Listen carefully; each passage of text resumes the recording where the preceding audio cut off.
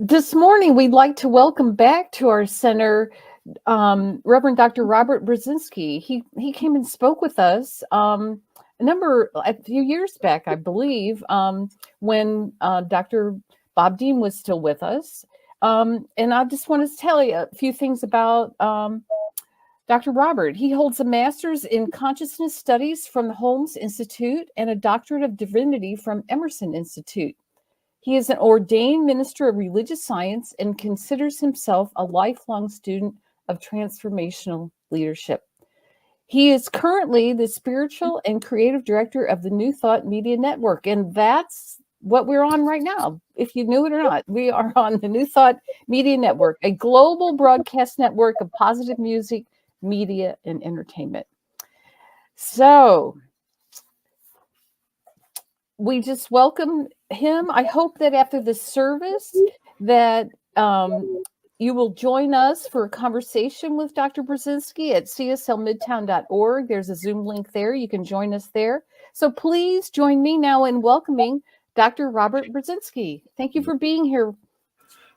Thank you. Thank you, Judy, for having me, and for everyone else that's not here that was part of what it takes for me to be here, and for all the wonderful people there at CSL Midtown. Yes, it was August of 2021 was the last time I was with you, and boy, does time fly, or what? Change is constant, and as I looked back on that talk from a couple years back, I love the memories, and I remember very clearly letting you all know that I'm kind of your biggest silent fan in a lot of ways. And part of that is, yes, thanks to my relationship with Dr. Bob. However, I came to love the way this community does spiritual living, and through the various stories and being able to watch a lot of your talks over the last few years, it's always fun to have this idea that, hey, I'm going to get to be here with you. So thanks for having me, and I do hope you can show up for the after hours, let's call it, on the Zoom room following the main service. I know there's always rich discussion that happens there as well. If you're watching online, feel free to chat along, chime along, let us know what you're thinking. Okay. The pain pushes until the vision pulls. When I saw the title, my heart leapt, because there is nothing in this world that I like talking about more than visioning. And the phrase, the pain pulls until the vision, or excuse me, the pain pushes until the vision pulls, was originated, to the best that I can find, by Reverend Dr. Michael Bernard Beckwith of the Agape International Spiritual Center. Nowhere in any sort of search or research was I able to find anyone else actually that claims, and he doesn't even claim ownership of it, he just said it.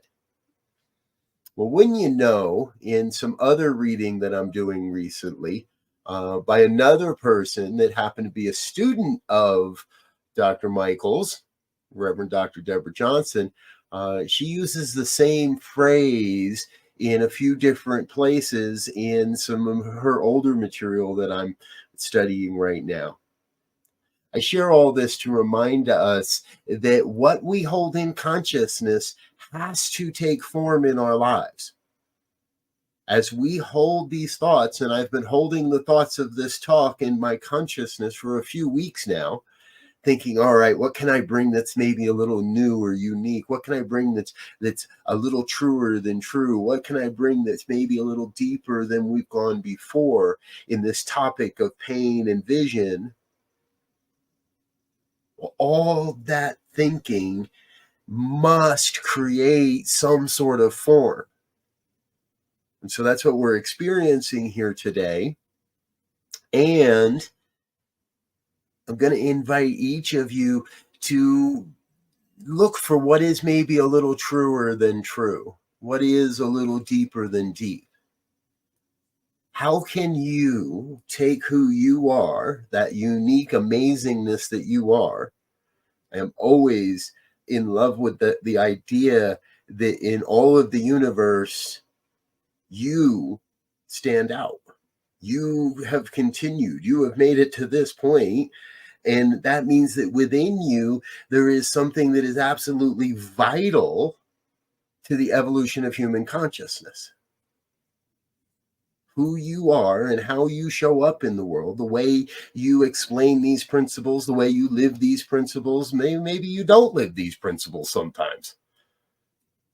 Can't say I haven't slipped off the path a few times along my journey. And we find, as we continue to get back on the journey, the deeper we dive into the oneness, I believe, the easier it becomes to not only live that, but to see it coming, to know what's around the bend, to have an idea of where we've started, but also where we're going. I'd like to give you an example of this. For me, the pain was real. In 2016 and 2017 and 2018, as it seemed like I had closed the doors of ministry and really questioning this teaching, what my future would look like, where my path was leading me in this thing called ministry. It was a time not necessarily of a dark night, but it was definitely a time of pain because I felt untethered. I felt unconnected. I felt separate and from the one. And I knew I was not following what I was trained to do. I knew that I was not following my heart. I knew that I was taking jobs and working in an industry that was simply nothing more than the money but the pain wasn't enough. Many of you from the South may remember an old story of a man that walks up to another man's house and he's sitting on his porch and his dog's laying there on the porch and the dog's kind of moaning a little bit, but the two men start talking and one man's asking the other for directions and the dog's moaning a little bit more. And after a while, the man asks the gentleman on the porch, "What's up with the dog?" He goes, "Oh, he's lying on top of a nail." The man looked at him. He said, "Well, why doesn't he get up and move?" The man said, "Well, guess it doesn't hurt enough." I know there have been times in my life where I'm lying down on a nail, moaning and groaning, but it doesn't hurt enough to get up and move. Luckily, eventually, it does. And eventually we move. It was January of 2020 when I stopped moaning and groaning about the nail I was sleeping on. Now, I have the resources in this philosophy to reach out to people, and I had reached out to my longtime mentor and my first teacher, actually, in this philosophy. We had a conversation in January 2020, and he got a little upset with me and gave me a challenge. Told me that if I didn't complete the challenge, he wasn't going to take my phone calls until I did. And that challenge was to spend 30 days using the life visioning process as developed by Michael Bernard Beckwith, to take 30 days and use that life visioning process to look into the future. And I had to send him a copy, an image. I had to send him a picture each day of my visioning notes. In those 30 days, what emerged was the seed, the vision of who I am today, where I am today, and how we've come to have an organization known as the New Thought Media Network. Now, the fun part about all this is none of it was all that new. In January of 2020, and we could go back and look at the notes, in January of 2020, what was coming through the vision were things that I had seen, well, across my whole ministry, through my whole education, where pieces and parts of this vision had emerged at different times in my education. And I could go back and say, oh, I remember this. I saw this in a visioning back in this year or that year. And this is my case on why it is so important to guard our own vision as absolutely sacred for the evolution of our soul. Faith Rivera sung of that in her song today. To keep that vision so sacred that we will never walk away from it and we will never let it be. Because at that time, I was able to go back into my journals and find those old visioning notes. It took some work, it took some searching, but there they were, that described an online radio station. And wouldn't you know it, I'd already done that piece. By January of 2020, we already had the New Thought Radio online. That program launched in 2019, in early 2019. So there was parts of the vision that already had manifested and already had become real. Well, what else is in here that's going to become real? And the notes, the visioning itself revealed to me so much good. Many of the things that we have experienced, the partnerships that we have developed with New Thought Media Network and the greater New Thought movement. And I am in such deep gratitude to this community, because this community believed in us. You hired us when nobody else had. You gave us a chance to prove these principles working. And you've continued to do that. And you've continued to be a great partner with New Thought Media Network. And that's why every one of our videos that says thank you anywhere on our network includes you and your community.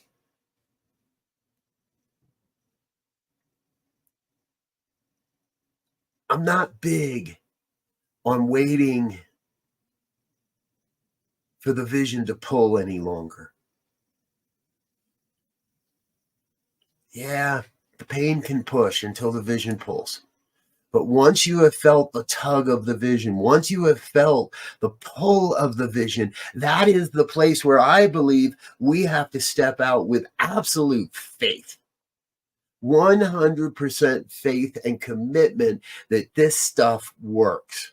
Because if you feel a vision, if you feel the vision pulling in any direction, and you resist and you hold back, you're going to create a tension, and now you are creating the pain. And at some point when that rubber band snaps, the pain isn't too fun. The slap in the head isn't too fun. We call that the cosmic 2x4. The wake-up call isn't all that fun if we've been resisting the pull. So where is the vision pulling you? Give into that. Surrender. When we talk about surrender in New Thought, I like talking about surrendering into the vision. Let the vision not only pull us, but let the vision reveal to us itself, our part, our role in the game, our part to play in this glorious vision.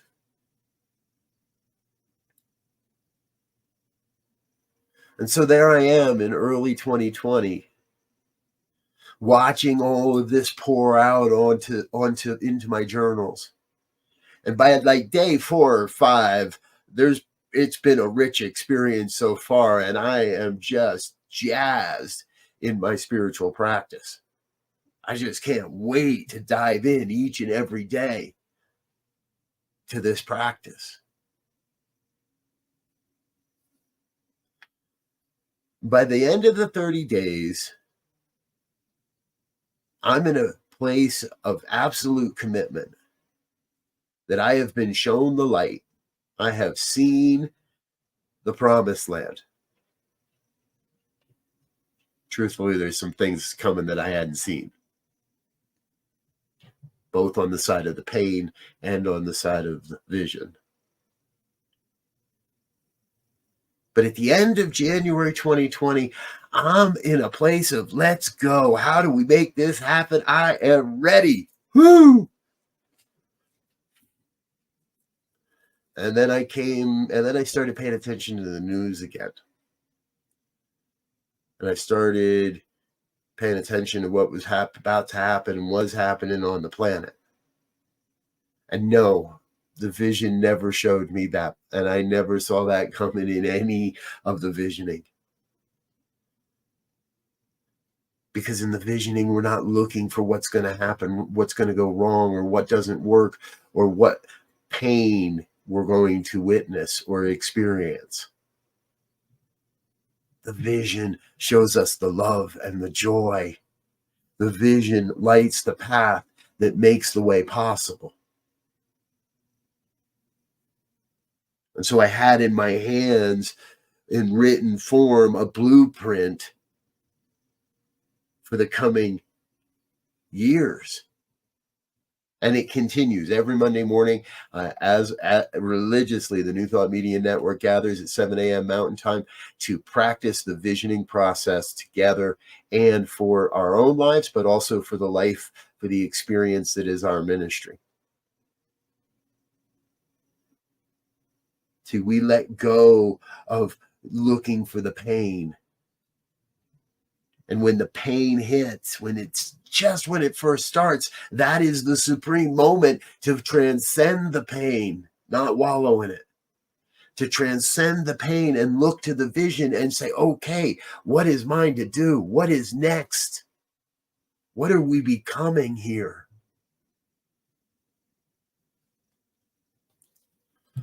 As this community transforms into its next great chapter. You've had a few great chapters so far that I'm aware of. No reason to believe that'd be any different. As you transform and transition into this next great chapter of who you are as a spiritual community, I invite you to rely on that visioning process, both individually and as part of a community. To rely on one of what I believe to be the supreme spiritual tool of New Thought. And now I hear you. There's some people out there saying, but wait, what about treatment? What about spiritual mind treatment? The way meditation's been around forever, and I love a good meditation experience. Spiritual mind treatment is a wholly unique expression of the New Thought philosophy, and I absolutely love treatment. I love to hear it. I love to give it. I love to listen to it. I love to receive it. And to me, visioning is both of those. It's a two-way conversation between myself and the divine. And yes, sometimes myself wants to plant some ideas. But what I have found is over time, the divine keeps everything on track. The vision itself reveals to me the next steps. The vision itself reveals what is mine to do. When I'm willing to listen. When I'm willing to be in that place of surrender that says, I don't know how, but I do know what. I know what I wish to accomplish.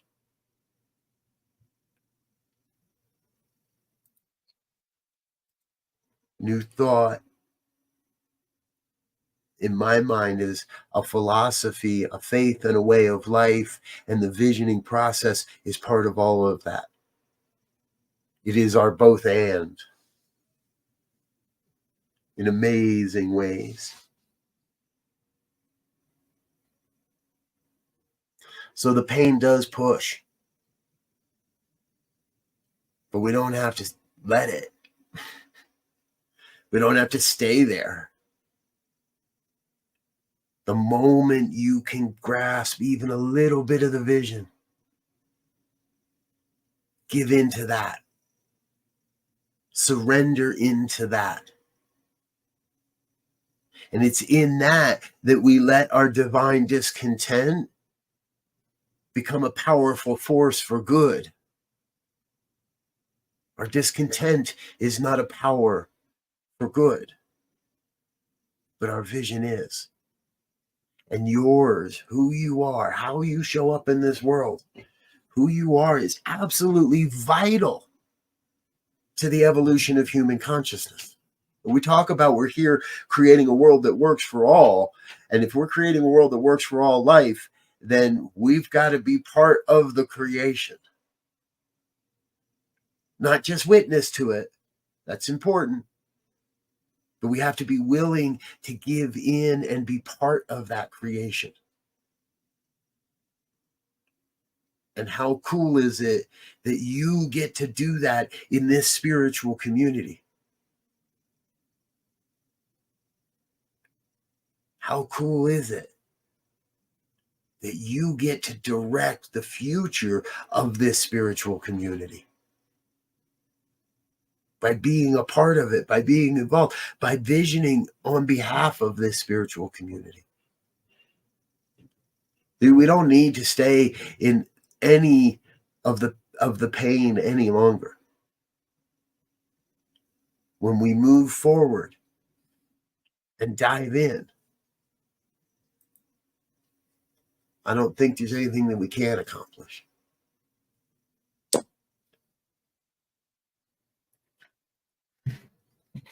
As I check my time here and feel within me the call to pray, I invite you, okay, I really want you to look at how you can serve the vision of a world that works for everyone by activating the grand vision that is your life. And I know some of you are on that path. I know some of you are on that journey, and none of us have arrived. There is always something more revealing itself through the vision. I invite you to join me on that journey. I invite you to join this whole movement that is New Thought on that journey of envisioning what I truly came here to do, how you came here to serve. In all my time, it is incredibly clear to me that each one of us brings a unique set of gifts and skills and talents to this thing called life. And that makes each one of us absolutely vital to the evolution of human consciousness. And therefore, to the revelation of a new way, a new life, a world that does work for all. If you're in a place that's safe to close your eyes, I invite you to please do so.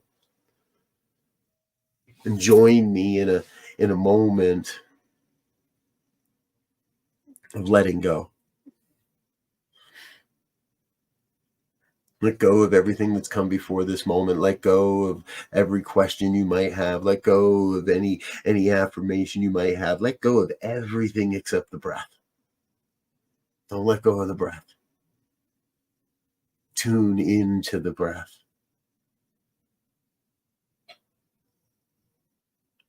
And let the breath be the rhythm of revelation. Let the breath be the rhythm of revelation, slowing the mind, allowing ourselves to listen more deeply to the words, to the images, to the experience of the divine, to the demonstration of the manifestation of the divine. And that's what's happening right here, right now.